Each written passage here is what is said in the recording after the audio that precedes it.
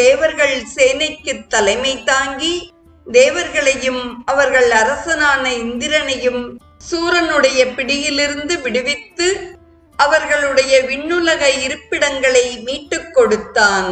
முருகன் தேவசேனாதிபதியாக விளங்கியது பற்றி மகாபாரதத்தில் பல குறிப்புகளை நாம் காணலாம்.